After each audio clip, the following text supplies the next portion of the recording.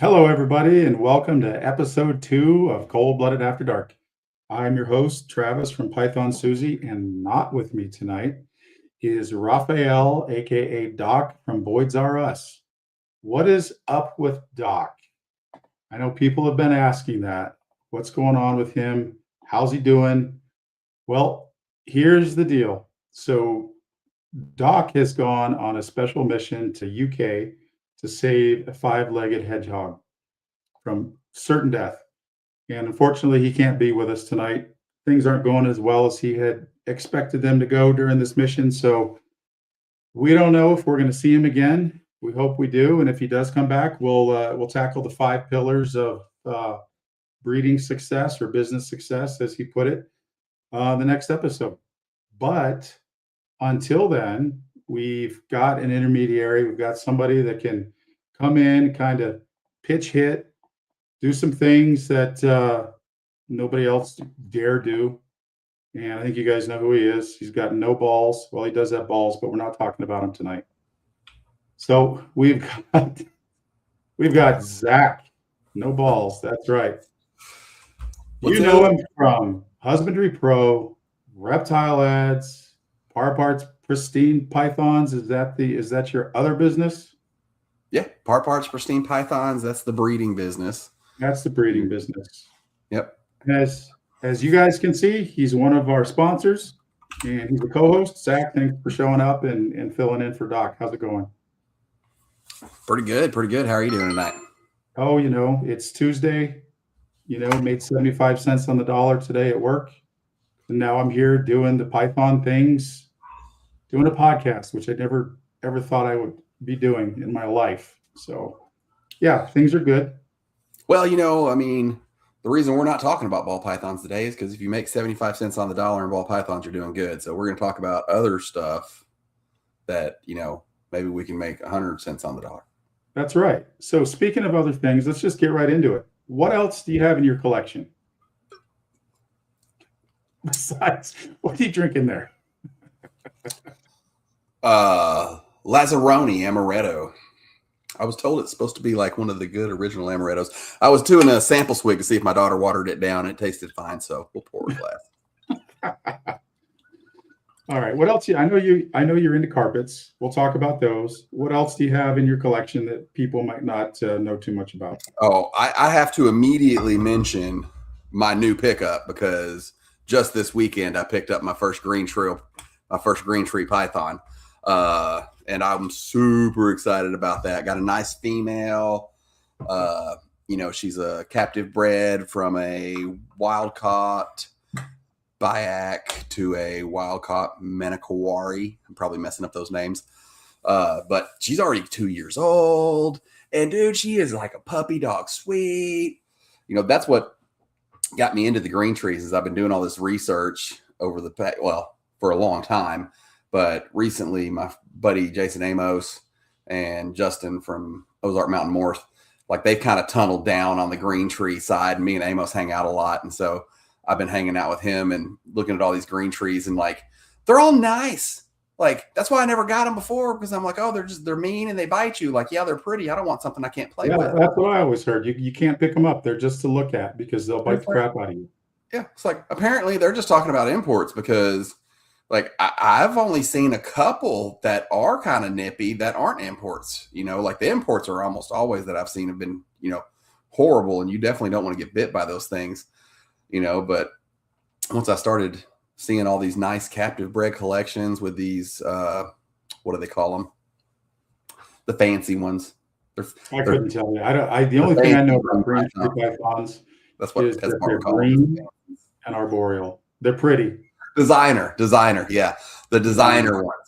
And I'm sitting there talking about them being mean, and every place I go to, they're just pull the perch off. Oh, what are you talking about? And I'm like, so I got one, and I'm super excited about that. And she passed her first night of habanero. I don't know what that is. So, hey, Jamie, how's it going? Check her out on Not Another Reptile Podcast. Jamie, thanks for swinging by, Jamie. So as far as I know about the green trees, they are. Somebody was talking about my sippy cup. It's my US Yeah. Arc sippy cup in baby blue. They didn't, Baby blue. you don't Now, get are they options when you bid on stuff. difficult to keep? I mean, you've got to keep the humidity up, and you got to have like things like just so for them, don't you? Man, not near as bad as a lot of people think. I'm really surprised to see.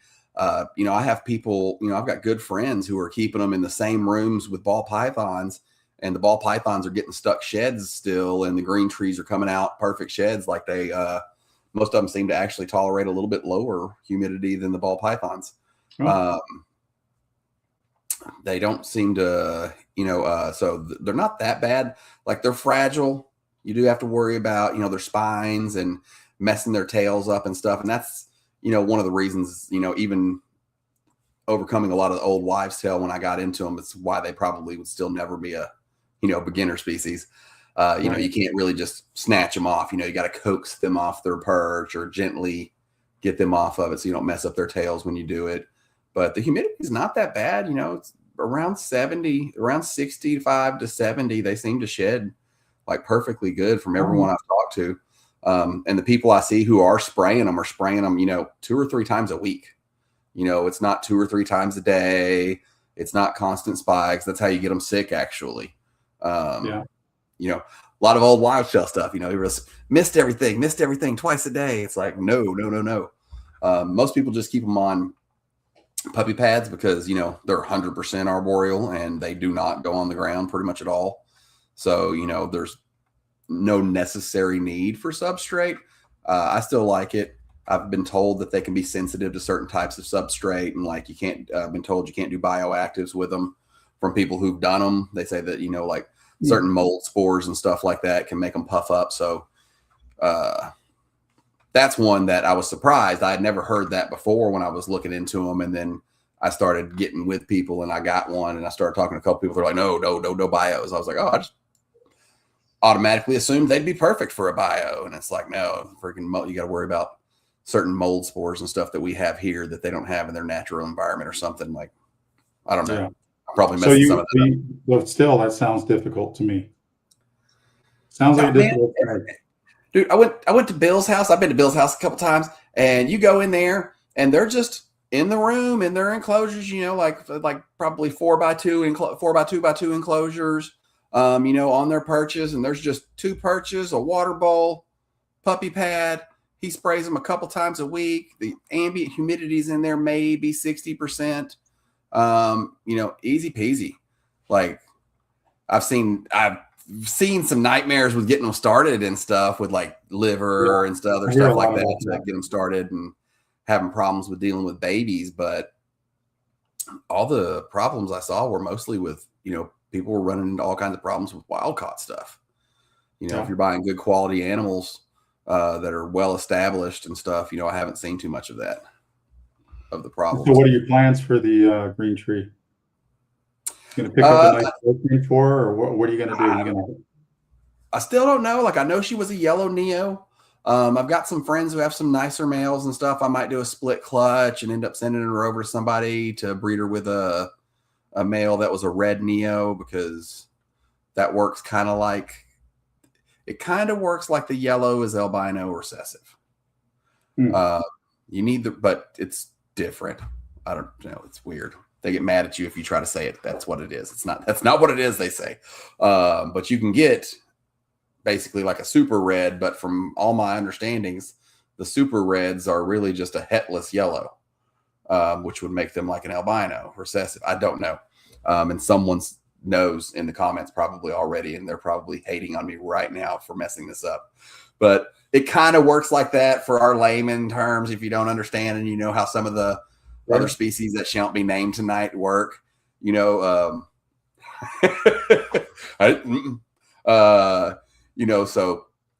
I know I can't breed a yellow to a yellow because they'll all be yellow, and the red Neos are actually more valuable, more sought after. So I got to get a red Neo male to breed to her.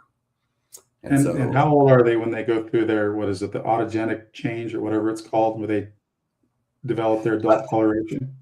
By the books, like 1 to 2 years is when it's happening. As early as 6 months, but like I got a buddy who's got one that's like 3-4 months old and it's already starting to change and like looks gnarly. Like this thing's black. It's going to be like probably extremely, it's from one of the melanistic lines. So I don't know if that makes it change early or not, but. Gotcha. All right. So you got that one. And I know you've got the carpets. Did you start with the carpets or did you start with the snake that shall remain nameless? I started with, well, honestly, the very first snake I ever bought is going to be a red-tailed boa. And even before I started Parpart's Pristine Pythons, like the first animal I bought when I got back into them after my daughter was 8 was another red-tailed boa. And that's Cheesecake. I still have her. She's creeping on 8 now. She's like 7.5. I was always a boa guy. Are you doing any breeding with them? Yes. Not successfully yet. I'm still working on it. It's definitely a different monster than all my pythons. Like so far, all the pythons I've tried to breed have bred. Hasn't been that many, but they've all done it for me. And boas, I just keep breeding them and they just keep not giving me babies. I didn't end up getting babies out of my rainbow boas that I was breeding. I didn't end up getting babies out of my Solomon Island ground boas. But on my Solomon Island ground boa, she passed during birth. So I was going to get babies. Oh. And all the babies were stillborn. I got you. But yeah, so this year, hopefully I'll get my first red tails though. Sorry. Okay. No worries. No, I keep the Sanzinia, the Madagascar tree boas. I have the Westerns. And I like them because they really don't look like anything else. I've never really been too much into boas. I think probably the other boas that I would be into would be the arboreal ones. I like the Amazon tree boas. I think those are pretty cool. I like the Dominicans. I think that those are pretty sharp looking, nice and red coloration. But outside of that, go ahead. Outside of that, that's pretty much it for me for boas. I think I'll probably just stick with the Sanzinia. So as far as the boas go. Yeah, I've got for boas, I've got the red tails. I've got a few. I've got 2 girls that are, could go for me this season. I'm pretty sure Cheesecake's going to go for me this year. Like the first year I was breeding them, I just had Cheesecake. That's my, my original girl that I've grown up. Right. I waited until she was, 5.5, like I wanted to make sure she was definitely old enough. That's my pet. So, and then I just tried to breed her like a ball python. I just threw a male in there a couple times. That was a couple years ago. And then last year I actually cooled them and everything, but I bred them like my carpet pythons and I put the boys in after I cooled them down, like probably about halfway through whenever I was, getting ready to start bringing them back up and stuff. Right. And that's when my carpets breed. But I guess, the boas breed going into cooling down and then they're gravid through the cooling down and dropping babies earlier in the year. So I think I just messed up the timing on that one, which I corrected it this year. This year I put the males in. I put my males in about 2 months before I started cooling down. So I think September, I put my males in September and I started cooling down in November. And my males have just been in there. I've taken my males out and fed them a couple times.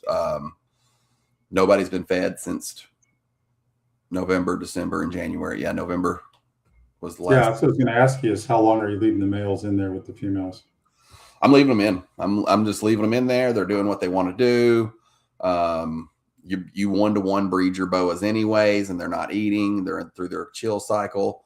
I separated them one time and gave the females like a medium rat, which would be a very small meal for them. And I gave the boys a small meal too, just a little snack between their little sub-brumation time.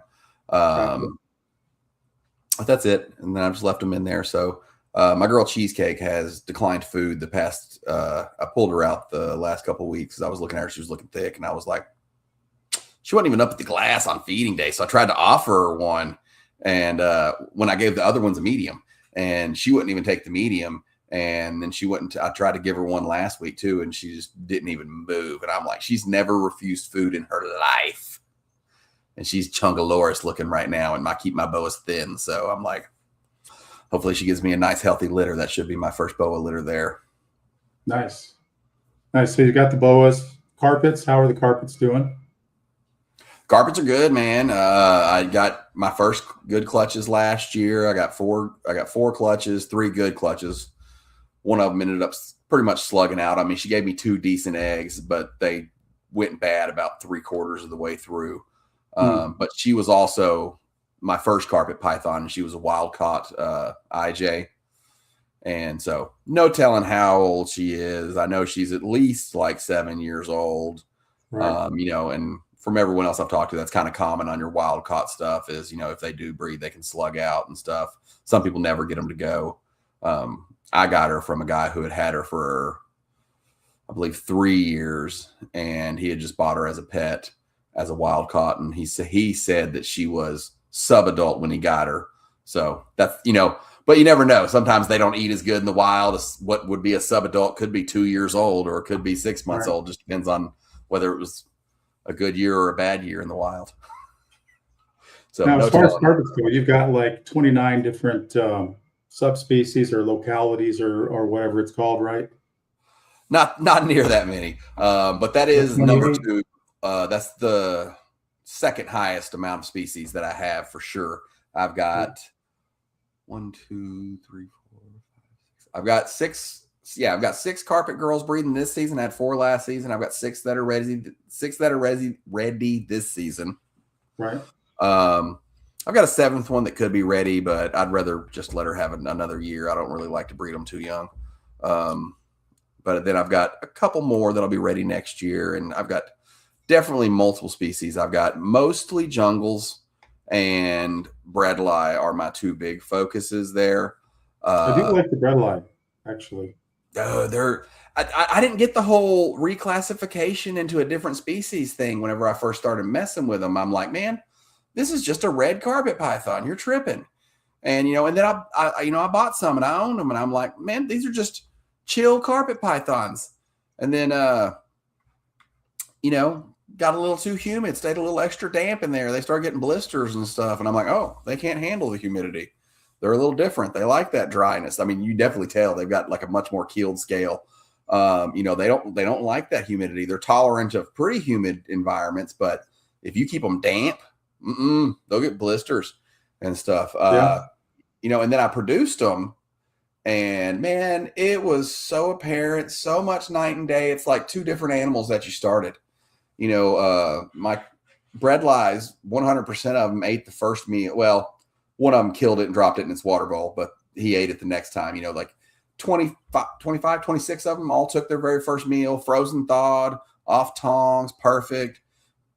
Pick them right up after they shed. They're just sweet as can get out. There's 1 or 2 that might be just a little testy, no more than you would get with some of your more pet-related species of other types of pythons.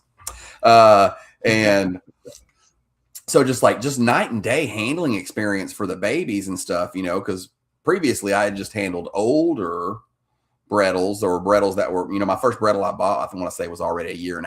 I hadn't had, real babies.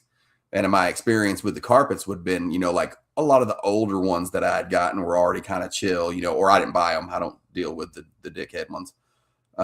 So I didn't know, but you get the babies and it's like, oh yeah, the freaking jungle crosses, my jungle diamond crosses, you reach in there and it's like, you better be sweet. You better be baby talking, you got to be patient. You got to coax them out, if you don't want to get bit. Some socialization is needed. I've been having to work with them a good bit.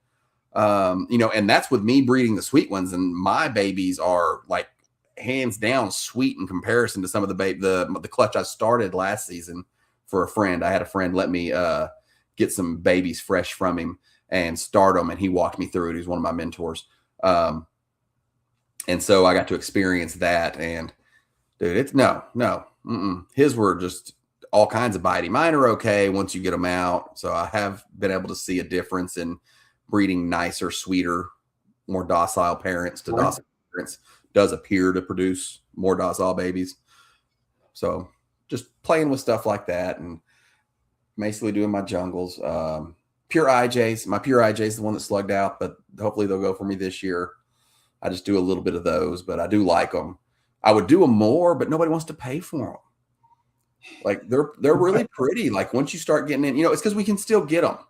wild caught, and that's the only reason I feel like they're still so inexpensive and people don't work them as heavily because they're like, oh, it's just a wild caught, and they're inexpensive. Nobody wants to spend years working a project to make a $200 or $300 snake, Right.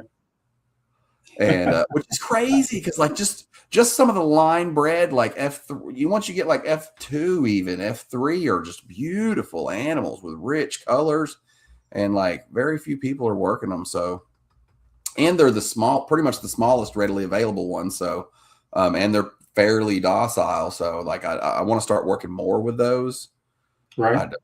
But again, I want to start working more with an animal that's in the most inexpensive thing that they offer in all of carpet pythons.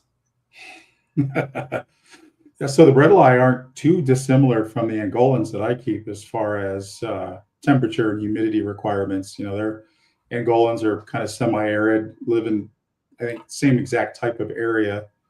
Now they get a little bit more of a bad rap. People, you get two things. They're a bad, what python, bad looking, what python, and then they're just kind of, pissy and stuff. But I've got 6, and hands down, all 6 are the sweetest, most social snakes that I have. If there was a snake that was people focused, I mean, at least in my experience with the species that I keep, it's the Angolans. Those guys are just so curious. And I've got them in tubs right now because I'm building a snake room and everything's, I just moved and everything's crazy. And so I open those tubs and I got to go in there every day, open the tubs and get them all out and let them do their thing because they're just too active, too curious. They can't help it. And sweetest things ever. I mean, I'll never not have a Angolan at this point. So, you might have something to do with me having one now, because you kept talking yours up so much. And then I happened to come across my buddy, Kevin Finke. Some of y'all know Finke. He's got some nice ball pythons and stuff. Well, he's got some Angolans. And so he's got some nice Angolans. And he had just hatched some out, and he's been kind of eyeballing carpets. I've been kind of eyeballing Angolans. So we worked the deal. And so I got me one, I don't remember now. It was a month or two ago. It was before Christmas. But I really liked it. Like like you were saying though, but the scalation feels very similar to the bredlis. Yeah. The bredlis don't feel like the rest of the carpet pythons. They feel kind of similar to the diamonds. The diamonds feel a little bit different than the other carpets and a little bit different than the bredls because I've got a pure diamond now too, growing up. But yeah, I was real surprised on the Angolan. Like they're definitely more. I don't know if I would quite say carpet python-esque, just because they are like a little thicker, a little bigger bodied than like say a carpet python, especially as a baby carpet python. But very boa, very very much like my baby boas and stuff. Inquisitive, crawls around. Not timid at all. Nope. I have had to watch it a little bit when I first go in there. I do seem to see a little bit more of a feeding response. Yeah. But in all fairness, if you keep boas, they have a very similar look to them. They're just very intelligent and they usually don't bite you because, one tongue flick and they know it's not you. And, boas, you just usually don't get bit by them. And I just don't trust this thing to go in that quick because it has that look like if you've owned baby boas, like they're perfectly fine. You can reach right up to them. They've already tongue flicked, but they're sitting there like, I might bite the fuck out of you. They've got that little bit of a look to them, and that Angolan's got that look like, I'm gonna wear your ass out. And I'm like, I don't know if you're going to or not, and I don't invite biting. Like, if I get bit, I get bit. I get bit all the time. But let me just touch it from behind. I did get one female subadult that was very, very defensive to the point where she rattled her tail, hissed nonstop. And I did keep her in a tub because I wanted to just control the interaction as much as I could. And so I would open the tub every day and just stand there and stare at her, and she'd hiss at me and she'd vibrate her tail. And then one day she just stopped and said, screw it. And then just came right out of the tub, came right out on my hand, crawled up my arm. And I'm like, you're not going to bite me in the face, are you? But ever since then, She did a complete 180 in like that one moment and has been sweet ever since. I go into her tub, clean everything out. I mean, sweet as pie, all of them, sweet as pie. I'm So hoping she'll be sweet once I get her moved. She's chilling in a little bit of a smaller tub while she's in quarantine still. Even though she's already passed he's already passed all of his initial testing and stuff. yeah. I don't move until I get a secondary test on all that stuff. How much time So do you space out the two tests? You test them as soon as you get them, and then you test them how at long down the least line? 30 days. 30 If, days. if it's at an expo, they're getting tested on Monday because I'm going to swab them on Sunday night. I'm going to test them on Monday morning. If I got it shipped in, it gets swabbed and tested the same day I get it. I drive past RAL on the way to the FedEx hub. And so I'll take a swab with me in an order form, and I stop right in the parking lot, swab it, run in there, drop it in their drop box, save me on the I've shipping. got tests for them on the way. They're in the mail here somewhere. Oh yeah, I love Chad and the guys over at RAL. They're super easy to work with. It's $25. There is not an animal I have ever purchased or owned where an extra $25 is not worth the peace of mind to know that all the rest of my animals are now going to be safe because of that. Right.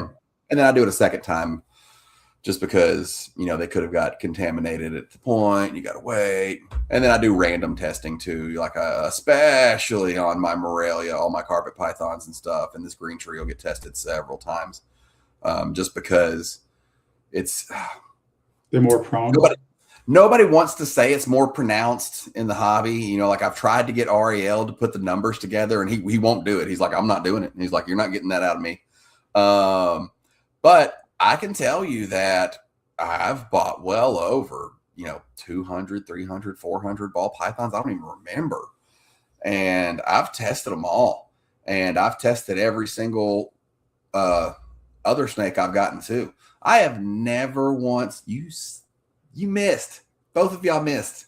Y'all let me slip. No, I saw it. I have never had one of those pythons test hot. Ever. Not ever. I've had plenty of friends who have. Usually people who are buying adults. But on carpet pythons, oh my sweet Lord. Like if they're over 2 years old, oh, you're way delayed. Way delayed. If they're over 2 years old, I would say 50-50. No shit. 50-50. And I am not like, I don't work super blacks. I don't work anything known to be lethal or kinking. And like, I am freaking Dr. Doolittle. I don't even like to step on a bug, bro. Like I literally like have feels about it if I accidentally see that I stepped on a large bug and I killed it. And like, I do not enjoy euthanizing snakes at all. So I'm like terrified of buying adult Morelia. Yeah, one of the things that I'm gravitating towards is having a lower number of snakes that don't necessarily have morphs, so that I don't have to bring new snakes into my collection very often, and I can breed these other snakes and keep them for a long time. Because I'm terrified over it. I've not had any issues yet, but somebody farts wrong in my snake room and I'm worried about it. You can ask my wife. I lose sleep, everything. So, I don't worry too much because of my quarantine procedures, but like, at the same time, I say I don't worry too much. I went on found out about some cryptosporidium, went on a investigatory spiral with my ADHD self. And within 2 weeks, it sold every single colubrid I own. Because I just had like a few little this and a few little that. Most of them were pets. I had like 5 corn snakes, like 3 hog nose, just like random. I sold them all. I was like, We just went through, tested all my pythons for cryptosporidium just in case, even though they're not, typical carriers. And just like, I moved all of them out. I was like, not worth it. Not worth it. They're just pets to me. It's a completely separate thing. I got to get a wine cooler and stuff if I want to mess with them. I'm like, I'm just going to stick with my pythons and boas. If it doesn't go in a fridge. And then I ended up getting rid of my rosy boas. I was kind of sad about that. I kind of wanted to keep the rosies, but once I looked at everything, yes, it's a boa. But if you look at everything else you do for it, it's a colubrid. you got to freaking brumate it in the refrigerator. You know, I mean, it's, Yeah. you know, I'm like, you know what? I'm not doing all this just for one little one-off species, just to, you know, I wanted to make 3 to 5 rosy boa litters a year. No, Plus, I hear you. realized Yeah, that they're just evil. I had the Sanzinia, and I go through the same thing with the IBD scares. You know, I hear somebody talking about IBD, and I was like, oh crap, I have Sanzinia. And I like reach out to everybody in the Sanzinia community. Hey, how prevalent is this? Have you seen it? And everybody's like, nope, never seen it. Like, all right, I'll just No, you're gonna. I mean, it's not like you're not going to see it anywhere else, but your IBD is more often than not going to come from your big bulk boa houses. You know, the old heads with boas from years ago and stuff. And that's why I'm like super leery on like boa specific breeders, because you know, like if you have a breeder who's got a whole lot of IBD in his collection with boas, and he does some of the python species, it'll tear through them a lot more rapidly and a lot more devastating than it will on the boas typically. So that's why, like, I don't really usually, you know, and if I'm buying ball pythons from ball python breeders, you know, or if you know, even if they have a boa or two, I don't test for IBD. I probably should, you know, shame on me. You know, it's not that much more expensive, but I test everything that's not a ball python for it. And I test everything that's not a python for it. right. And if I get it from like anything I get from an import or anything like that, I just run a panel and I'm testing them for all of that stuff, even if it's stuff they can't get. Maybe they got it and they're holding on to it and transmitting it from, you know, some of the, I'm so sketch on my wild caught stuff. Like I've got wild caught stuff that's passed clear tests 6-7 times. You can ask my wife. I will not touch it. I will not allow anyone to touch that animal until it is the last thing of the day and we are leaving. And it's like, that animal's clean. I know it's clean. I'm just like, but it's wild caught. It was wild caught 3 years ago when I got it. No, I just stay away from it. I'm not interested. It's not worth the risk to me. I'll wait for somebody else to get some offspring or something. So yeah. Like, oh, I squirreled off. Like my boas, I only buy boas from people who have ball pythons. I still test them for IBD. She got me. But you could find people who breed multiple species who have the boas, and you know, and I don't know, maybe it's there's probably not much science behind my superstition there on that one, but I would rather get it from somebody who has those, because I feel like they would be more inclined to know. Yeah. Even if they weren't big on their testing. Yeah, that makes sense. I'm just now, as far as other species are concerned, what's selling at the shows? How are the other species doing relative to the species that we shall not name tonight? You know, I don't like to flip a lot. It's usually not my thing. If I resold something, it's usually for, you know, like Jesse's in the audience, you know, and he vends shows with me, or somebody who's bought 95% of their snakes from me, I might consign like a clutch or something. I don't like doing it, because I test everything. I put my name, I warranty, I guarantee every single animal on my table, and I'm not selling something from somebody else unless it's been through the same thing. Sure. So I don't like to resell a lot because of my biosecurity and stuff. It ends up it costs a lot if you want to do it like that, to buy animals, quarantine, test them all, just to resell them. So I try to steer clear of it. So this year I haven't had too much besides the main snakes that I sell and carpet pythons. The carpet pythons, you know, it's never going to be, I feel like, your hognose or your corn snake or your crested gecko, where you're going to sell 30 of them a show. And if you are selling 30 of them a show, then you're lying to people and you're telling them that they're the perfect first snake and that they shouldn't buy a corn snake. And your colors are probably green, and you just like to lie to people about what a first snake is, and you enjoy getting people bid all the time. But we're not going to spiral down that tunnel and talk about that. No, we're not. So the carpet pythons, they do good. You know, I very rarely go a show where I don't sell some, but I don't sell cheap ones either. There's not really cheap carpet pythons. You know, not in the sense of other main bred animals, you know, like $30, $100. No, I've never even seen a wild caught one for $100. even the wild caught one's going to run you 250. So, that automatically makes it a little rougher. You can't, Right. you can't just go you can't go balls deep on carpet pythons and breed a whole bunch of them and think, oh, you know what? These sell good. Look, they're all $300+ The average on these could be like $600-700. Yeah, you see how I snuck that in. $600-700. And so I'm going to make 30 clutches of them and I'm going to be rich. No, you're going to make 30 clutches of them and you're going to be sitting on them damn things forever until you get out of the hobby, because they're not a get rich quick scheme. They don't sell 30 a show. Like this past weekend, I sold 2. That was a good show. I think the most I've sold so far was 3 at a show. Okay. But I also, there's probably some breeders out there who are selling more than that at the shows who have, tables full of carpet pythons, but there's only a couple breeders in the US who go to a show with more than a table full of carpet pythons. Right. But it's nice, extra added padded income. The return on the investment is nice from a business standpoint. I like working with the species because they're enjoyable for me. And it helps to create consistency in my shows to have diversity upon my table. Yeah. Sometimes this animal's not selling, but this animal is. Like last year, I did a little bit more reselling, but it was research. I bought 6 litters or clutches of animals, and they were all animals that I was growing up over here and raising and had been raising and was getting ready to breed this season.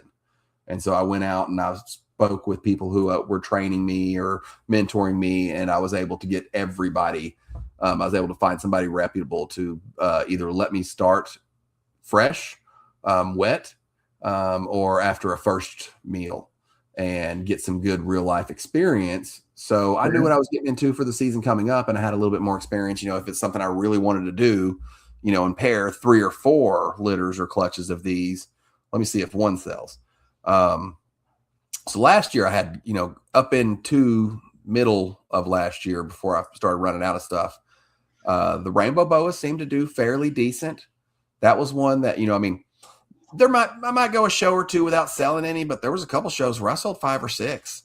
And, and those are pretty good, but that's another one where I scare people off because I will just basically the first thing I'm going to tell you is you're going to kill it if you don't do it right. And that usually scares people off because I don't say it in any kind of sugar-coated way. I literally say, if you don't know how to take care of this animal, you're going to kill it. Have you heard of a rainbow boa before? And do you have any clue how to care for it? You don't? Come over here. Let's look at something else. And even doing that, I still sold 5 of them at one show, 6 of them at another show. Okay. With having a couple different kinds. I had some Lucy's, I had some Colombians, and at one point I had a couple of Brazilians. And so those were actually decent. The only reason I ended up getting out of those is because I know for a fact I had too many animals end up dying in their homes because people were saying they knew how to care for them and stuff. And I just didn't feel comfortable with it.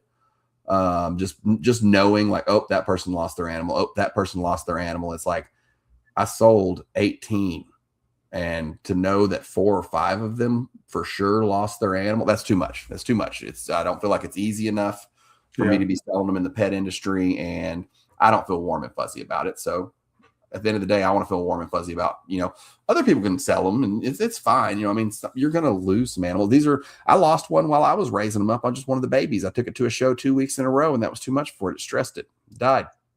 Even with good humidity and husbandry and stuff, they're a little fragile for me. Yeah. No, I hear you on that. No, my whole thing is to, like I said, work with a few smaller number of snakes, maybe higher end. So the people buying them have to do a little bit of thinking, a little bit of research before they make the purchase. And part of it is I don't want to have 300 snakes either. Oh, I know. I'm sitting at 4 right now with babies. It's rough. Because you gotta feed them too, right? And so I've got, I raise the ASFs and that takes a lot of time. And it does not appeal to me to be in a situation where you've got rack after rack and your hobby is cleaning racks and feeding rats and just doing all the logistical stuff. I want to play with my pythons. Oh, I know. It's very easy for the rodents to turn into a side job, or the main job because it can be more work than the snakes. Yeah. And like I stepped away from it a while ago and I haven't looked back, and I'm happier for it because I kind of upped the level of snakes that I was selling for more money. And if you're not, producing bottom of the barrel snakes, there is meat on the bone. And when there's meat on the bone, we spend money on what we find important and what we find benefit from. And I found important and benefit from not messing with rats anymore. I pay approximately $1,500 a month in a feeder bill, and that's at a national feeder supply rate with a discount. So like, yeah, that's what your time's worth is what you're telling me right now. Yeah. My time is worth about $1,500 a month because that was a lot of work. And for me, I developed allergies too. So I either pay someone or I have to monkey suit up and goggles, paint mask, respirator. And even still, like if they touch me, like I'll break out in hives. If their nails touch me, they're so sharp, they'll like micro pierce your skin and I'll bust out in hives real bad. Like super, super allergic. And so, when you stack all that together, I'm like, you know what? I'm just paying for it. Yeah. Well, that makes a lot of sense there. I mean, I have ASFs and mice. I hate the mice for obvious reasons. The ASFs don't smell. The mice, no matter what, the day after you 24 hours later, you can still smell them. And it's like a thing for me. I don't like rodents to begin with. My mice never stank. My ASF smelled like some sweet, sticky weed. Like, I don't know why. Anyone who breeds ASFs, if they've smelled some sweet, sticky weed, they'll tell you it kind of smells like some sweet, sticky weed a little bit. Don't stick your face in there and take a big old whiff because it doesn't smell like it that much.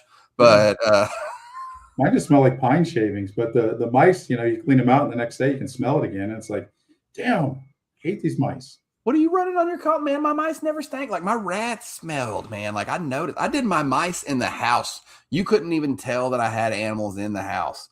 And when I put the first 6-tub rat rack, homemade cement tub rat rack in there. Oh yeah, you knew as soon as you walked in the door of my house, even though it was behind 2 doors on the opposite end of the house from the front door.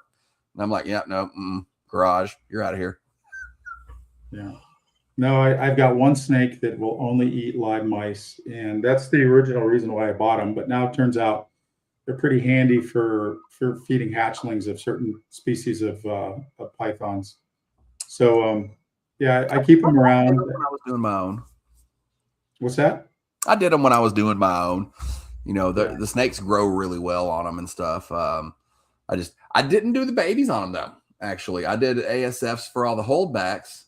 And I did rats and mice for everything else because they were going to be for sale. So I started my animals on mice, switch them over to rats. They stay on rats till I sell them.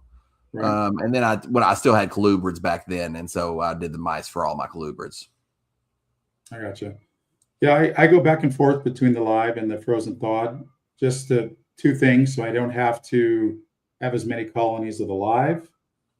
And frozen thawed for me is kind of like a break. So I try to do it every other week. Lately, I've been feeding mostly live because my production is, my production is outstripping my demand. So it's so much more convenient.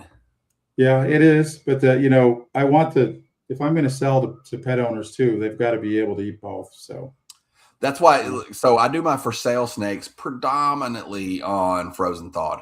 Because even with my discount through my bulk supplier, I can still get frozen thawed cheaper than live. You always can. And so, it's a cost thing anyways. Like if I feed them live, it literally costs me almost an extra $100 for the week to feed. Like I've got 190 babies right now, 187.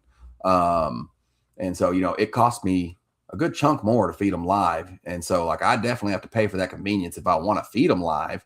And the pet customers want them to eat frozen anyway. So it's a no-brainer. They do. Yeah. Now that I don't do my own, it's 3 mouse hoppers, 2 rat fuzzies, and then it's straight to frozen thawed. Okay. All right, well, you must get a good discount because it's a heck of a lot cheaper for me to feed live than it is to buy the frozen thawed. So, I mean, I get all. It's cheaper for you to feed live because you're producing them. If you were buying them. Oh yeah, if you're buying them. Yeah, if you're buying them, it's always going to be cheaper to buy them. Even my rodent supplier that I get most of my live rodents from, his frozen prices are cheaper. I just have another guy whose frozen prices are even cheaper. Yeah. Yeah, we got Michael Blanca says, great show. I breed mice and ASFs. The rats just have a stronger odor. Dude, that's You talking me, about man. the Like, rats I or like mice. ASFs? I ran, tubs that were like, probably about like that big. They're probably like 14-inch by like 8-inch tubs that I kept them in. And I just ran 1.2 or 1.3 on my mice. I don't overrun them. And, but I also put like 2 inches of bedding in there, pellets, put a good solid layer of pellets on the bottom and then pine on the top. And I never had a problem. I'd supplement a handful. So everything I put in my stuff was layer of pine pellets, about 2 inches of flake. They got some diatomaceous earth sprinkled across the top of it, a handful of Timothy hay, and then my 6 seed supplement mix. They got a half a cup per tubs of that sprinkled on, which was floating catfish food, high protein cat food, sunflower seeds, mealworms. What else was in there? There's 6 ingredients, but it's a nice little supplement, that I mix in there and stuff. And the supplement seed stuff, I just mix it all in their bedding and stuff. And so mixing the food and the bedding helped to keep them like they would always pee in one spot because there's food in their bedding. So they would pick all the food out of one spot and then they'd pee there and then dig for the food throughout the rest. Okay. Well, it was oats. It was oats, rolled oats. Jesse said it. Yeah, oats. Yeah, for me, the ASFs and the mice get. I've got a high quality, high protein dog food. I've got not chicken starter, but I use the high protein. What do they want to call it? Egg layer feed. So it's a super high protein chicken feed. You get organic flax. Mix that with black oil sunflower seeds and sweet potatoes. And I think that's pretty much it. I feel like there's one other thing I give them, but I can't remember what it is. I think that's it. Oh my God. Can we talk about the growth rates of snakes on freaking national supplier food versus you bred them yourself and you supplement them? Sweet baby Jesus. Shameless husbandry pro plug here. I've been with them for 5 years now. And so I've got growth charts that freaking prove it, on animals that I've had. It's like you can see the years that I've, did my own rodents, and they're like, and then the years where I started buying rodents from a main supplier, and it's like, well, that's exactly why I decided. Well, that's one of the reasons I decided to breed my own. I wanted to control all the inputs for the snakes because, my thinking, we're holistic here.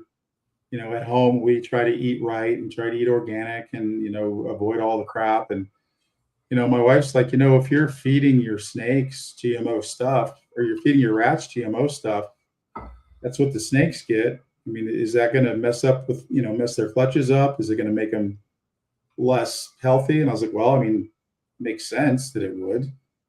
So, my average organic. My season average egg count is down about 2 eggs per clutch since feeding national suppliers. Like my girls that were giving me 16 dropped to giving me like 11 and 12. And you're talking about girls that, because I did it for 4 years before, of my own. And so, you got girls who gave me, one girl did 12 her first clutch, and then she did 16, 15, 16. And then I come over here and I feed her different and she goes down to 11. It's like, and the only thing that switched was the food that I'm feeding them. Okay, I gotcha. Yeah, for me, the pythons that shall remain nameless, I got, first timer, I got 6 eggs, all good. Then I got a 9-egg clutch. Unfortunately, I think that male was shooting blanks. I got no veins in any of them, which was upsetting. I think we went back and forth on that in one of the chats. And then I just got another first time female, got 5 good eggs, and they're all looking good so far. So, I mean, nothing to write home about, but no slugs, other than the no veins in the one clutch. I mean, everything's been, pretty good, small sample size, but I don't really have anything to compare it against. Well, and you can't always blame people want to blame slugs on, like, regardless of species. You can't just blame slugs on males. You can't. It's been proven. Right. You can see a slug on the sonogram before ovulation, and me and Jesse, we like notated and stuff. Like, I saw this girl, and I'm like, because someone, a good, well reputable breeder, told me that, and I was like, how come nobody knows this? It's like, no, I've never heard that before.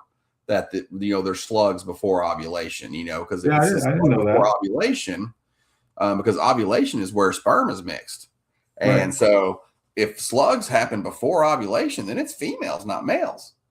Yeah. So what does that look like on the ultrasound? They're dark. Okay. The slugs are dark. Like the eggs are more like a shadowy looking. Like you're like, oh, it's an egg. You see like a shadow, but when you get that slug, it's just darkness. And it's just a super dark egg.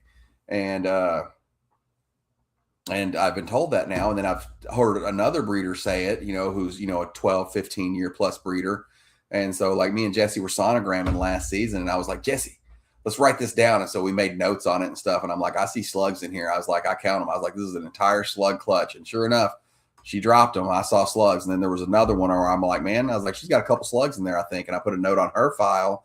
And when she laid, I went back, and sure enough, she had 3 slugs. I saw a couple, but I couldn't, it's hard to count every egg every time. But I was like, I could tell. And I saw them pre-ovulation. And I'm like, man, I'll be damned. That's really interesting. I mean, that makes sense. Totally makes sense. I mean, you got bad ovum from the beginning. So you got any thoughts at all on what would cause that? Because there's a cause for everything. I don't know, man. It's got to be, it's obviously something with the female. I think it might have something to do with females holding on to follicles for so long. Like the wild-caught girl who, the carpet who went for me, she slugged out and stuff. It's like, because I know I've had females who I've sit there and waited on eggs for years. And some of those females, I need to do more scans. I would need to be so much better at my scanning. I'm horrible. I scan like quarterly. But I feel like the females that end up going later and are giving me clutches are females that actually absorb their follicles. And I know that I've had females that I've scanned, and every single time I scan them, they have follicles. That female that just holds 8. If any of y'all been doing this for a minute, there's that female just like 8 millimeters. 6 months later, 8 millimeters. 6 months later, 8 millimeters. For a really long time. Yeah, every time. And then I end up getting a clutch from them 3 years after the first time I scanned them for follicles, and it's mostly slugs. So I don't know. That's purely like, one of my speculations. I mean, I'm not anybody. I've been doing this like 6-ish years. But that's something I'm starting to notice as a trend that, like I wish I could, I'm going to have to remember to talk to somebody who's been doing this more than me. In my ADHD mind, I'll have to remember to bring it up, but I feel like that has something to do with it. Those haploid cells just kind of age out before they ever get a chance to be fertilized. Yeah, I only can recall 1 or 2 slugs ever really from females who laid the season before.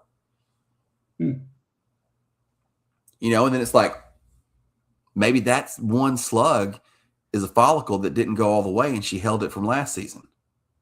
I don't know. I don't ever scan them right after they drop. It's a good question.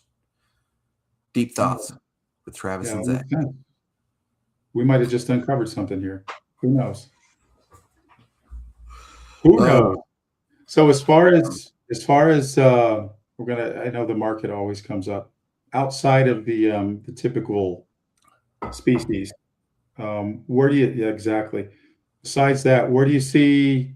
What do you think is picking up? What's got a growth trend to it as far as other species that are out there? What are you seeing? Anything that's? I mean, hognose have been having their heyday, and it's crashing down all around them. I don't think we're hearing about it as much because a lot of the hognose heyday stuff was from markets that crashed in other species, and they evacuated and they all rushed to what seemed to be the next best thing. And if you know anything about hognose, they freaking produce, man. You can have half as many of them and end up with 2-3 times as many babies. And so Right. it did not take long or very many years before, like, because I remember when I started this, they ran out of hognose every year at the expos. You could not get a hognose for like 3 to 5 months. 3 to 5 months of the year, you're like, they're breeding right now, or they're in brumation right now. You still got to wait on them to wake up. Like, they'd be selling out before they were going back into brumation. And now, oh no, the last 2 years in a row, there's been leftover hognose from the year before. And so, and I know for a fact, $3,000 hognose last year, freaking 800, really sliding under the table for 500 this year. But nobody's crying about it like they did with some of the other stuff, because I feel like a lot of people got into it as a secondary. And so they had already seen it happen in other markets. When they came in there and it happened, they're like, it's happening everywhere.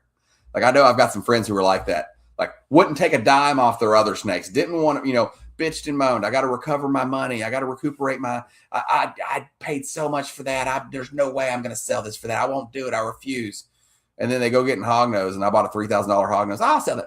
Give me $600. Yeah, take it. I don't care. It's like they don't care. It's because they got into it knowing it was going to happen. I don't know. I know that it's been flooding out a little bit.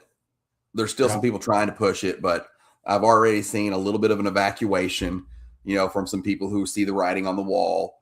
There's a lot of people trying to make house snakes be the next big thing. I don't think it's going to happen. I think Bushnell has a lot to do with it since he moved over here. And, you're talking about like probably the number one producer of house snakes in the world. Right. With, like, I think supposed thousands moved over here and has these thousands of snakes, and he's a big head. And so, like, some of the other big heads have got into it. And I think I feel like they're trying to make it be the big thing, but they don't look that cool. The morphs they have aren't that great. And they're kind of hard to start too. Yeah, they don't impress me that much. I mean, they're cool little snakes, but it's not anything that, like, got a hold of me. The size on them's good. The size on them could be main level ready, because, very comparable to like your hog noses and stuff. Anything when you got a little snake and it's easy to care for, you have potential to be the next big thing, because the next big thing is always going to be something pet level. It's always going to be something that can be adopted by the pet industry, because if the pet industry doesn't prop it up, nobody else will. So it's got to be something, like hog noses are pretty freaking easy to care for. They're, once you get them established. And the house snakes are too. So I may be eating crow by not getting into house snakes, but I feel like it's going to be a competitive market. I don't want to mess with it. I saw too many people. Like, every adult house snake has disappeared from morph market in the last 12 months. And they used to be like, that was most of your listings. It would be a half a page of adult house snakes you could buy, and that was it. Nobody was even breeding them. And now you can't buy an adult. They've doubled, almost tripled in price in the last year. And so I feel like if you have some, breed the shit out of them right now. The market's gone back up on them. It's going to be good next year. But the year they grow and they progress so fast, you're breeding those things at like, what, a year and a half, 2 years, easy. They're going to be flooded. And you can breed them to, I believe that's a species you can breed to death. Like, they'll just go and go and go. Somebody can correct me on that. I know that they can be extremely prolific. And it has the abundant propensity to come extremely flooded, extremely fast if it does pick up. So I do, that might not be a bad one if you've got some adults sitting around, breed them. If you get a bead on some adults, but I really feel like it's the breeders who are supporting that market, and they're artificially inflating it based off some artificial hopeful hype. And I don't think the pet market's lifting it up like it should. Okay. Yeah. For me, when I look at the species and I see that it's really, really easy to breed, and say they got big clutches, I mean, that right there reduces scarcity, just at least on a theoretical level. And so I always pay attention to that. I like to get into the species that maybe take a little bit more work to breed, but aren't necessarily the most difficult thing to keep. Like the Sanzinia, they're not as easy to breed as, a lot of the other species. And then you have the rarity of some of the other species. So speaking of that, what are your thoughts on Go ahead. What are your thoughts on like the higher end pet market? Like we've talked a lot about the Pragashy and other more expensive The snakes, higher end pet market is there, but it's finicky and it's fickle. right? And the problem is it's hard to live there because you have to be constantly cycling what you're doing to live there. Or a hobbyist. Because if you live there, and you're trying to make 8 pairings for whatever this is that, the pet market's propping up at a $1,500 to $2,500 price, which is not very many animals. But they are out there, like Urban Camo, hit me. Urban Camo. 3K. People still buying. My buddy made 14 this year. He's down to 3. And they're buying them. It's a pet animal. You don't even buy the end product to make the end product. So it's not, there's no breeders buying it. You buy something else that can make that because of the way the combo works or some shit. Right. I don't mess with them. They get dead animal snakes. I don't deal dead animal shit. But that, and that's the thing is you got to find something in the pet market that's absolutely hard to produce, that they're willing to pay for. The reason that is 3, and has been 3 for like the last 3 years is because half of them you're feeding to the tegu and it's like a 5 gene combo. So it's hard as hell to hit. You can't just make 40 of them. And the problem is anytime someone finds an animal that people are wanting to freaking pay $1,500 to $2,500, people are like, how do I make 50 of them? And they want to rush out to make 50 of them. And if it's easy, it's going to crash. It's going to plummet. The only way to keep that value is to be something like your Bo Ellens where yes, people would just die to produce them and people are just loving to produce hundreds of them, but they can't. They're trying to. They can't do it. And whenever they figure it out, the price will come down. But until then, the price can stay super astronomical high because only 1 or 2 people have figured it out. And that creates, basic economics. Supply and demand. It's a beautiful animal. It has to be a beautiful animal for the pet market to prop it up, for it to be super expensive, but it has to be rare. Pet market, the pet person thinks that a white snake is the most beautiful snake that they can find.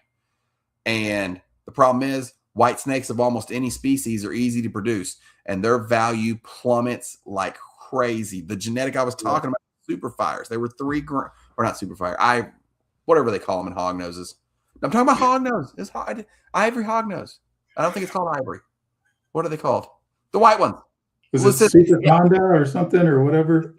The Leucistics. $3,000 last year. I saw one sell for $500 a couple weekends ago. And because it's a white snake, they know everybody wants them. And that white snake is easy to produce. So immediately everybody's like, people want that. Everyone and their mom rushes to ruin the project for everybody else. And everybody just races to produce it. And, just, you can have a business mindset, but you got to have hobby in it first, man. If you're just doing business. Yeah, you got to love it. I mean, if you don't love it. And you're always chasing the pipe dream, there's nothing else. You're going to be chasing the pipe dream. You got to, find a happy median, and that's where, like you said, like my white lips. I love my white lips. They're harder to breed. Not very many people have been able to do it. It's not quite as hard as the Bo Ellens. There's been more, who have done it, but not a whole lot more. I mean, I could only find 5 people in the United States to talk to about it. Yeah. It's a beautiful animal. They take a long time to mature. Even though they're still brought in as wild caught, when you bring in a wild caught adult, it can take 3 to 5 years for them to settle in and actually start breeding. So, you can't just import a bunch of adults and start throwing them out. And because of that, the price of a white lip is the same price now that it was 10 years ago. And so that's why I'm trying to produce those. They're beautiful. Pet people want them. I want to figure it out. I enjoy the challenge of trying to figure it out. Yeah. And I've got my other snakes that are going to be competitive. I've got, and I've got my boas that are coming up. All my boas I'm producing are beautiful boas. Red, white, black, and pink boas is what I'm producing. Literally, that's it. Red, white, black, and pink boas. And the pet market loves them. Boas are seeing an uptick. We talked about, what's doing good in the shows right now. Boas are seeing a real uptick in a lot of markets. Anyone from Florida here is going to shoot me and say no, because if you go to a show in Florida, there's boas everywhere. But if you go to like Central America, Central North America, Central United States, and Texas, and all Colorado, all that, you might have one boa breeder that shows up, and and a couple people who dabble. There doesn't seem to be quite as many large breeders of boas, and the ones that we do have are all like very, very centrally, specifically located. Like most of them are in California or Florida. And the rest of the United States is very lax on them. So like the demand for boas has been very high at shows lately. I feel like I've been asked extremely, and not like a crazy amount. It's just they're not out there. Like I was at Reptilian Nation, which is a big show, 100 plus vendors, like 117 vendors. And there was 2 dedicated boa breeders in the entire room. One of them had 1 table, one of them had 2 tables. And, there was no Da Vinci boa there with 4 tables full of boas. And, there was a couple people who had like some boas and some other stuff, so a lot of it's market when you're talking shows. It depends on where you're at. What's selling in, Kansas, Missouri, Texas, this area of the United States is, I know for a fact, not the same as like, Pennsylvania area and stuff. That makes sense. I feel so bad for anybody trying to breed animals and make any kind of money in Florida at all. Yeah. Well, yeah, Florida definitely makes it a little bit more difficult. So have you been to an expo in Florida yet, bro? I have not. I have not been to Florida since you could possibly think of that is on a table is just basically pennies on the dollar compared to anywhere else in the United States. Yeah. Oh, it's insane. Well, probably because it's so abundant in Florida. Oh yeah, you can throw a rock. You can throw a rock and hit a breeder with 500 snakes in Florida. In Texas, it's like we've got them, but like you go in DFW, there's maybe 20 people in all of DFW who are 500 snake breeders. You go in Florida, you go to Fort Lauderdale area, you're going to find 20 in like one small town. Yeah, it's crazy. I was speaking of the high end market, because I'm looking at, my hobby has to be at a minimum self-sufficient. I'm not looking to get rich or make a ton of money or anything, but I've got a business mindset. And so I want to make, earn the most value per dollar spent and time put into it as I can, while having a lot of good, a lot of fun with it. And so I look at the higher end snakes, and I don't like to, like I said, I don't like to turn over the collection, and I'll constantly be restocking with genetics, like, for some species.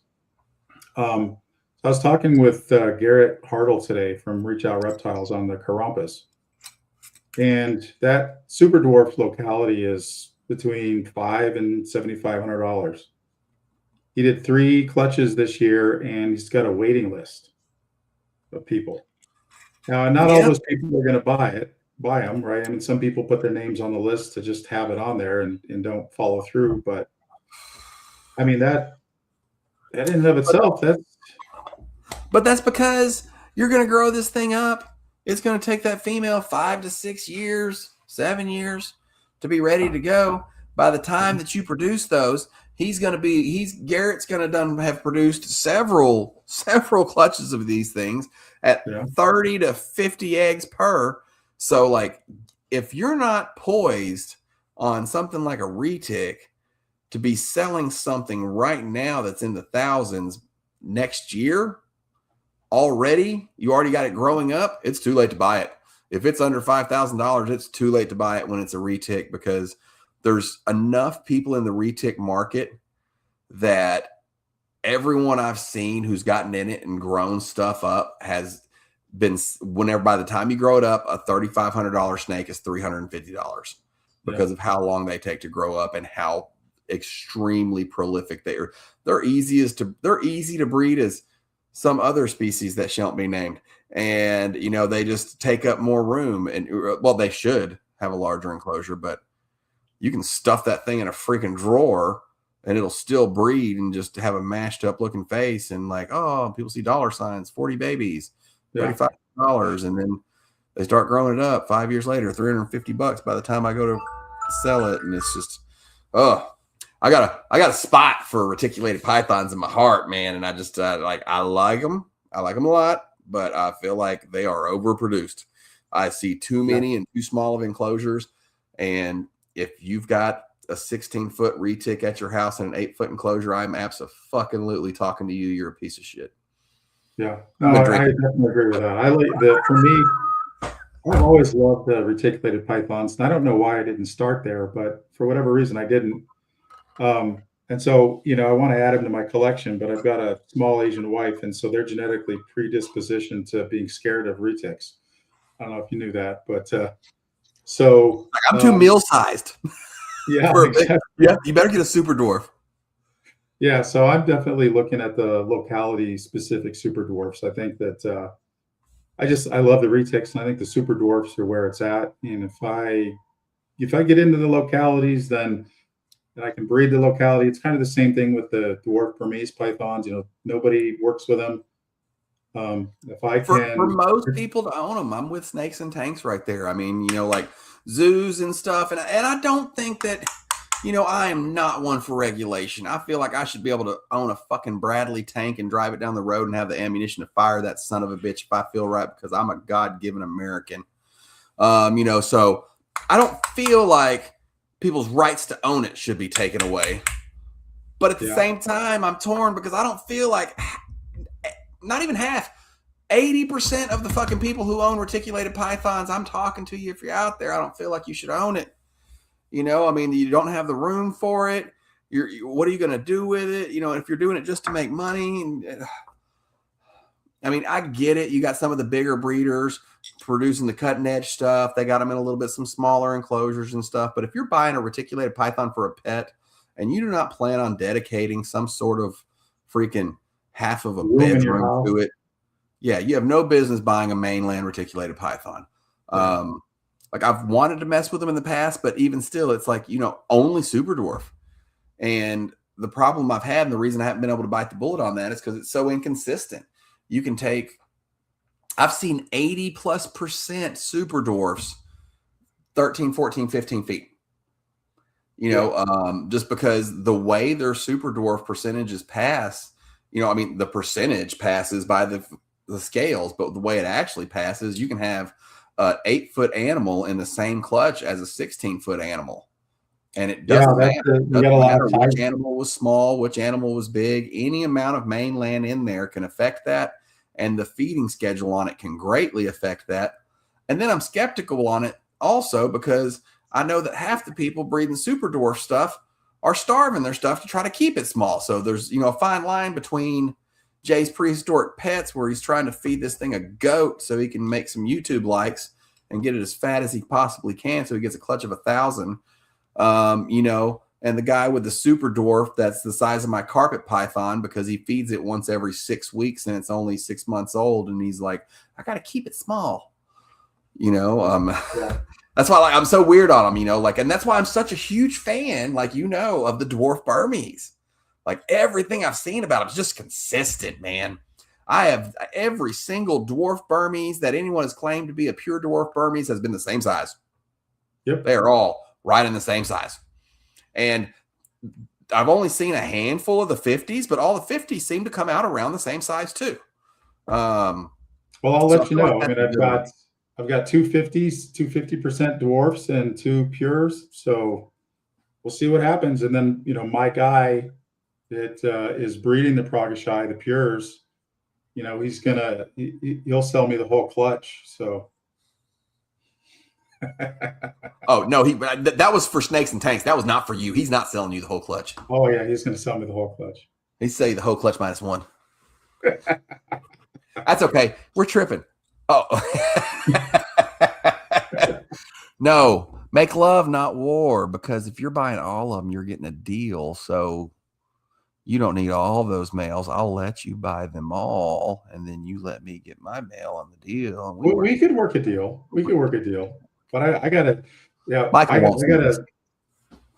breed those and get them into the market. They're a really cool snake. They're a trip. Their behavior is so different than what I expected, and it's not anything like the mainlands at all, or the full size Burms.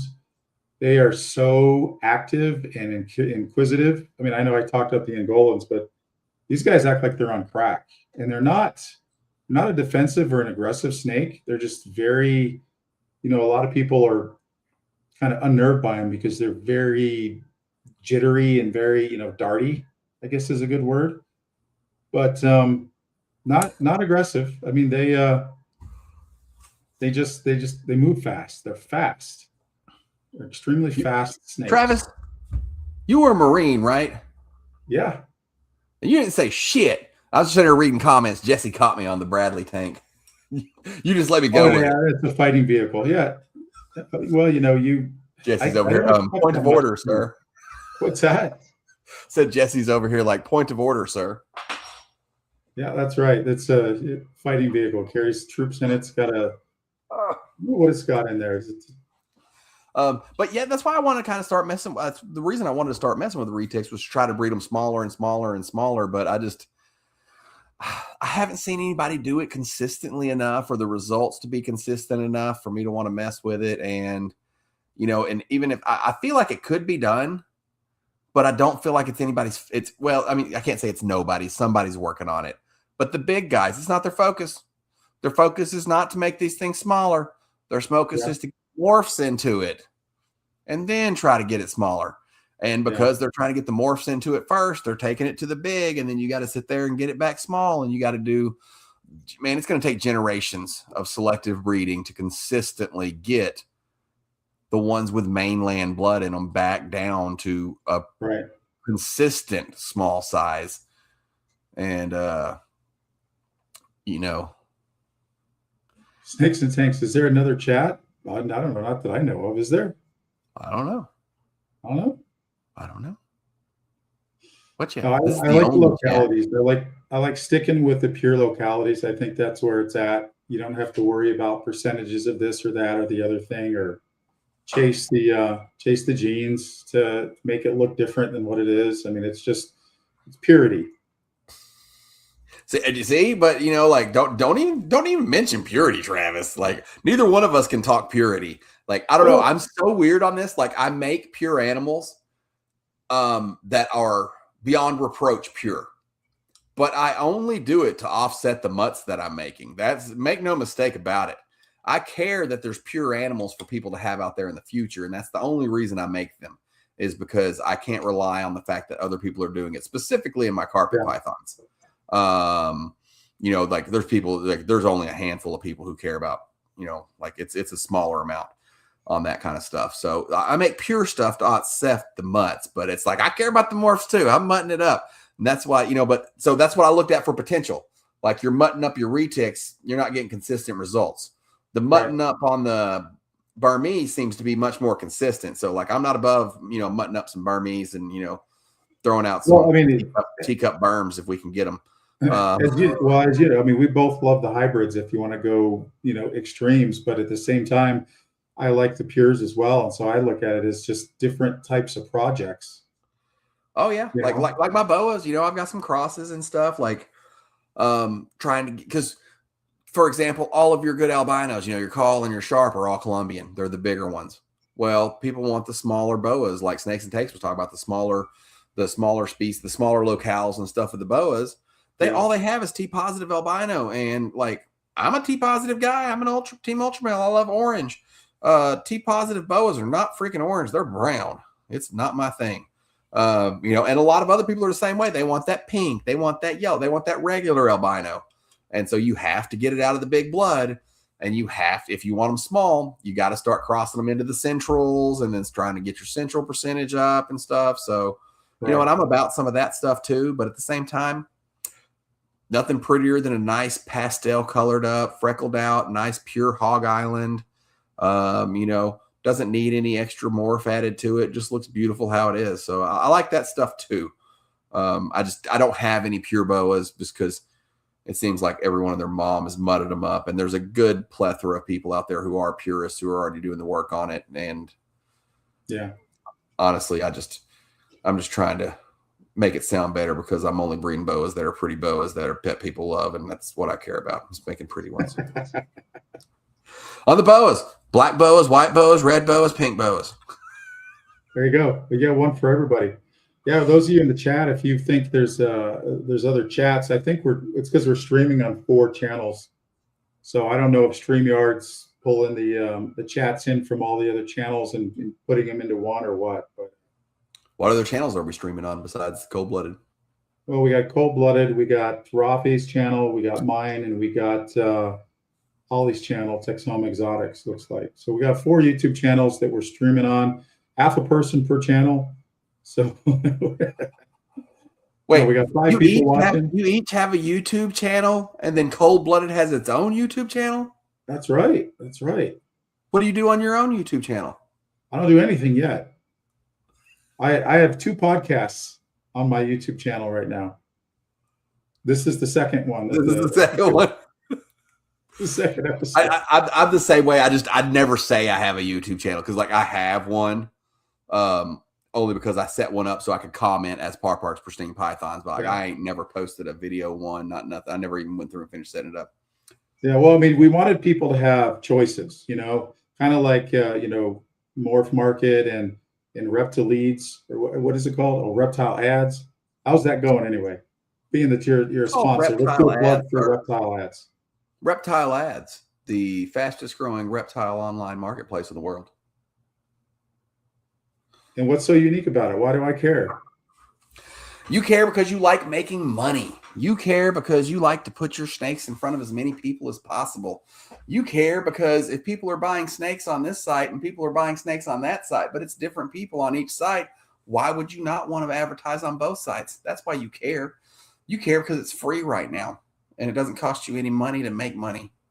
You care because it's simple, it's fast, it's easy to use. If you hate auctions and you think they're not good for the community, you really care, get your ass over there right now because we don't do it. It's not something we believe in or participate in. But nothing against you if you do. There's a place for everybody. If you want to use both outlets, use both outlets. You want to use our outlet, use our outlet. It's user-friendly, it's safe, it's easy, it's intuitive. You can have your animals uploaded in just a couple of minutes, even if you have a few hundred. And, it's just a nice place to be. It's fun. We have toys and gifts, small children. That's right. You can sell other things besides reptiles on Reptile Ads, right? You can sell supplies. You can sell supplies, dry goods, feeder section will be done soon. That's most of it. It's the supplies, dry goods, feeders. We do have an insect. We do have a section for, your arachnids, your insects, invertebrates, stuff like that. Okay. Plus, all your reptile categories you would expect, all of your main categories. We don't have a lot of bloated categories that some of the other sites have, that you might go to and see no animals listed. We'll expand those as the need arises. So, we try to keep bloat down as much as possible.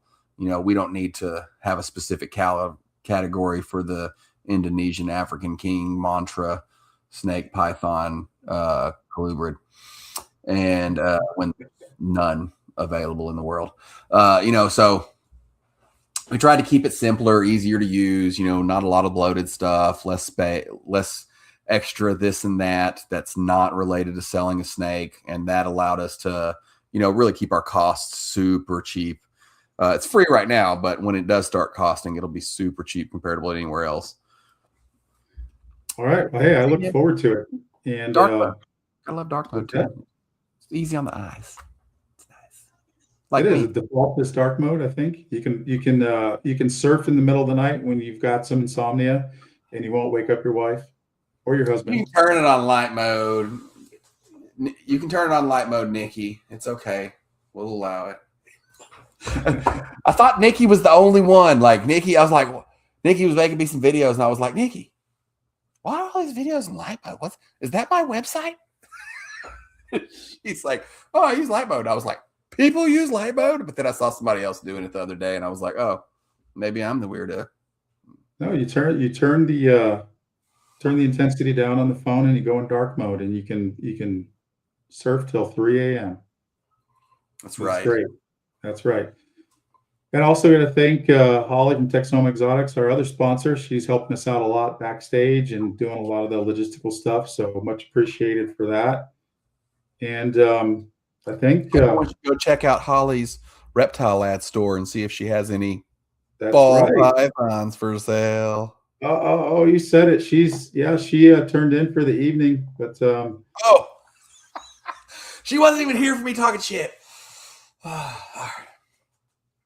but yeah, that's right. I take my shameless plug for Dark Holly stuff. back. Go What's shop that? my reptile ads, buy my snakes. Yeah, go check them all out. There's even one overpriced Sanzinia on Reptile Ads by Python Susie. All right. With that said, everybody, thanks for tuning in. We had, I think, pretty good for episode 2. Zach, you were a lot of fun as usual. Can't shut your ass up.